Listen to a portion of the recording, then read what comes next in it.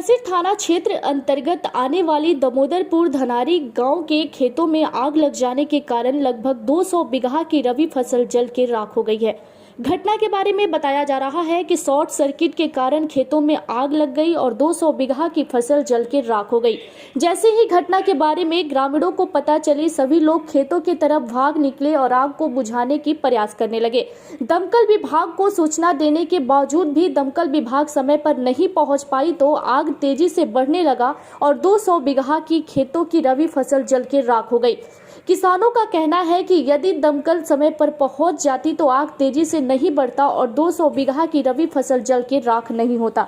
इस घटना के बाद किसानों में आक्रोश देखा गया। आइए सुनते हैं सीओ का क्या कहना है। दामोदरपुर धनाड़ी गांव में सिवान में खेतों में आग लगने के कारण 200 बीघा रबी फसल जलकर राख हो गया। इस पर आपका क्या कहना है?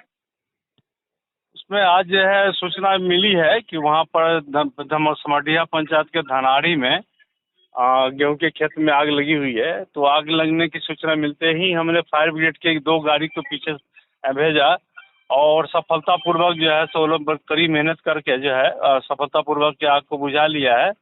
और इसमें 33 किसानों का 75 एकड़ जमीन जो है उसमें जल करके बर्बाद हो गया। गेहूं का खेत बर्बाद हो गया जो लगभग 30 हेक्टेयर के आसपास आता है। और इन लोगों के जो है मतलब कि जो है मुआवजा के लिए जो आपदा प्रबंधन विभाग के जो प्रावधान है उसके आलोक में जो है सो विधिवत अभिलेख तैयार करके जो है सो भेजा जाएगा। किसानों का कहना है कि शॉर्ट सर्किट के कारण आग लगा है। अब ये तो अज्ञात कारण है, कहा नहीं जा सकता कैसे आग लगी है। ये जांच के विषय हो सकता है, क्योंकि थाना इस बात को देखेंगे कि आग कैसे लगी है, क्योंकि उनको भी जो है इस मामले को दर्ज करना होगा। FIR उनको अपने दर्ज करना होगा। किसानों का यह भी कहना है कि दमकल की गाड़ी समय पर ना पहुंचने के कारण आग लगा है। आग बढ़कर 200 बीघा फसल जलाकर राख कर दी। नहीं, ऐसी बात नहीं है। चूंकि सूचना मिलने के बाद और जहाँ से दमकल की गाड़ियाँ घटनास्थल के लिए प्रस्थान करती है उसके बीच की दूरी लगभग जो है 8 से 10 किलोमीटर है।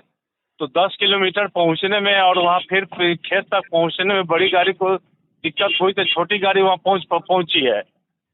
तो भरसक प्रयास किया गया कि कम से कम किसानों का नुकसान हो।